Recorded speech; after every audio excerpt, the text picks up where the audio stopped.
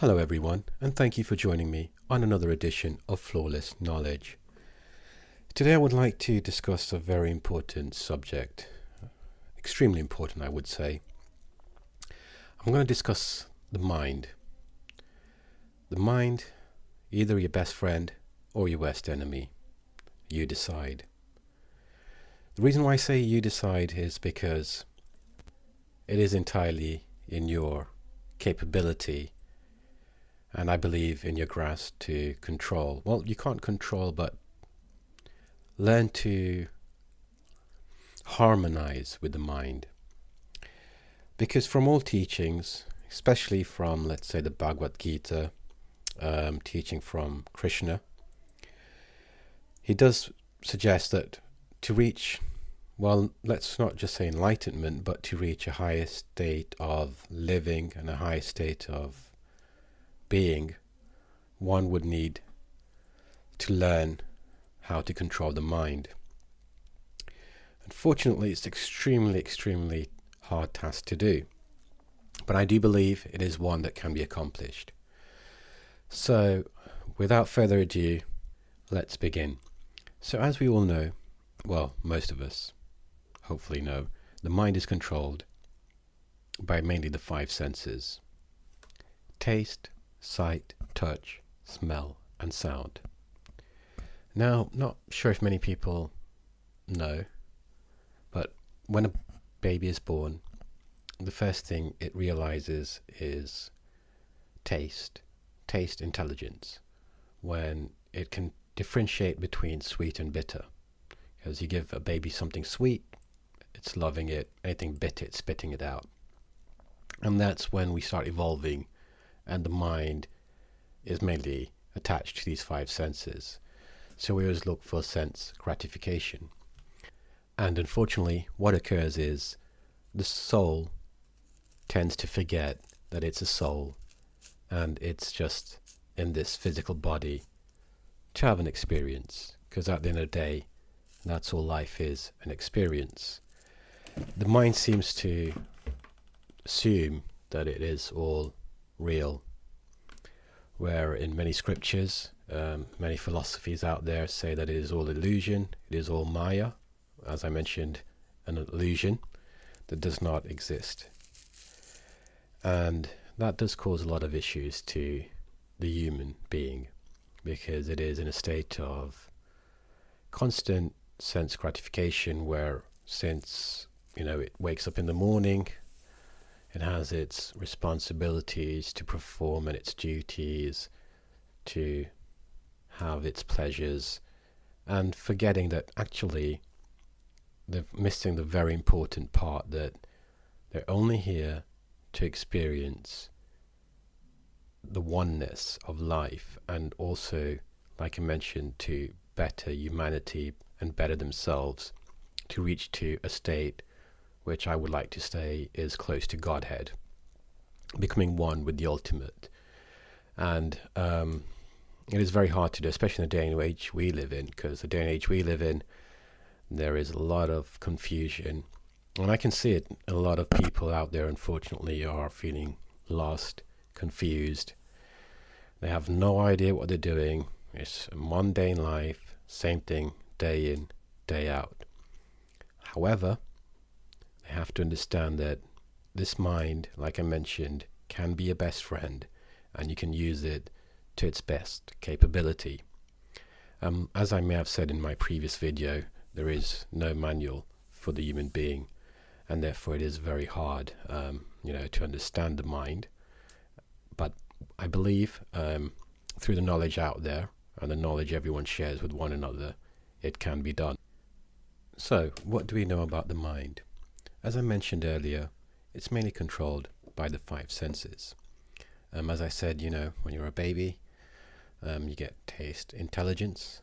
You can distinguish between sweet and bitter, and that carries on, and then you start differentiating between like and dislike. You like someone, you dislike someone, you like something, you dislike something. And that's all well and good, because that's what makes you different from everyone else. However, the day and age we live in, realized, and I've noticed there's a lot of people with anxiety out there, a lot of people with stress, a lot of people with, you know, suicidal, thoughts. And it's quite depressing because we are living in a day and age where I know it's quite corrupt out there, but we are really fortunate to have what we have right now.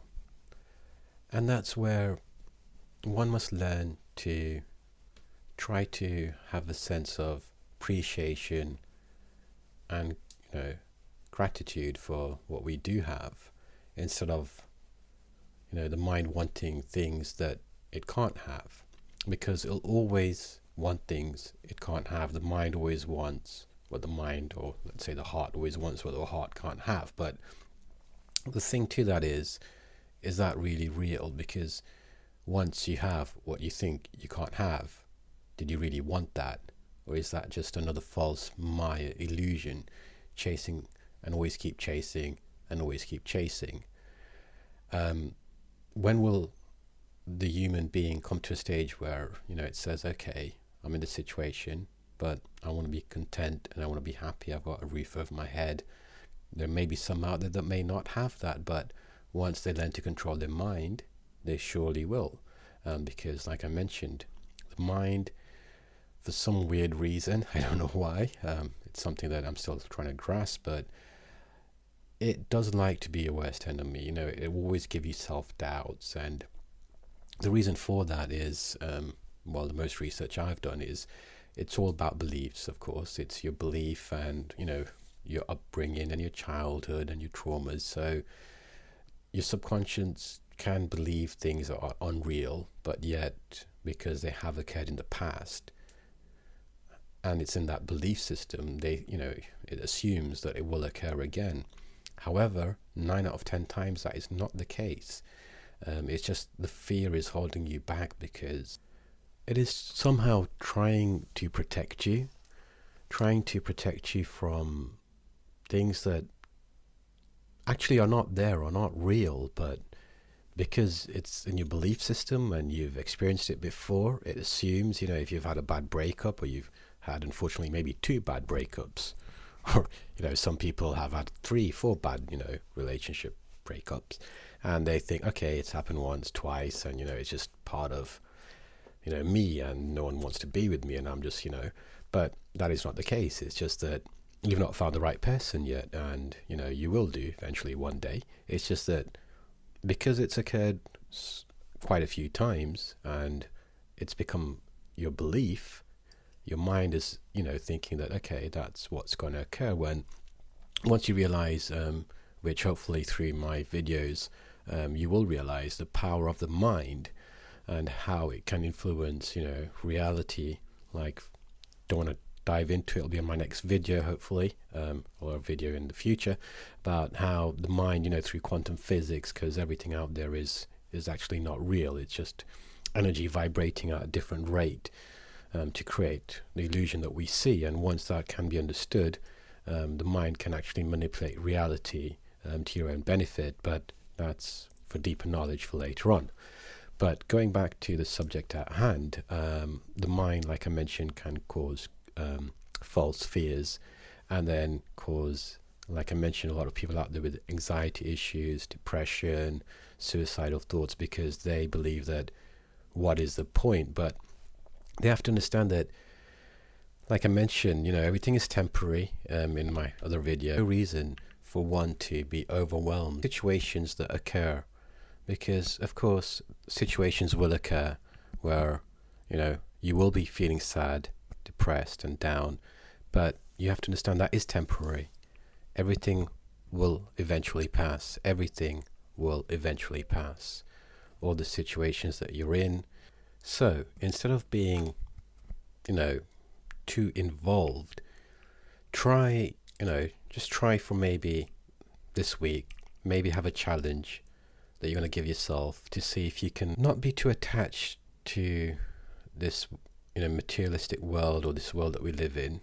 Of course, try to help one another, your fellow man, but try to look at it as it's a movie and you're looking at it from an outsider, and you're like an observer.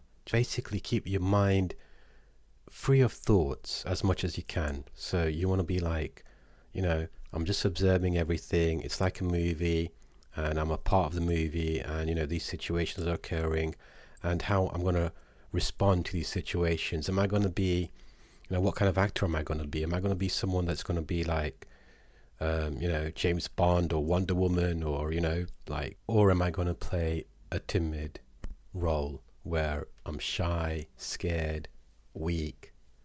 However, one can learn that life is an experience. We need to enjoy the good and the bad together, because unfortunately you can't have left without right, you can't have up without down, and you can't have happiness without sadness.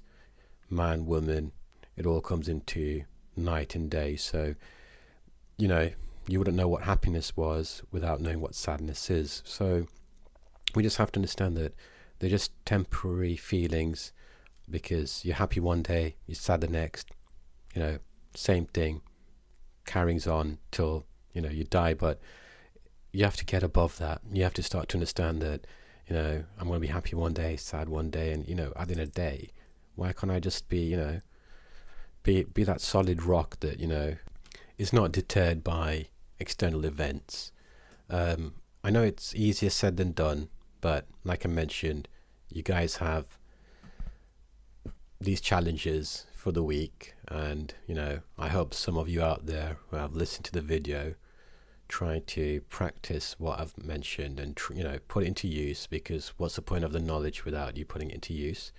So once again, thank you for joining me on this video, and I wish you all a very successful week.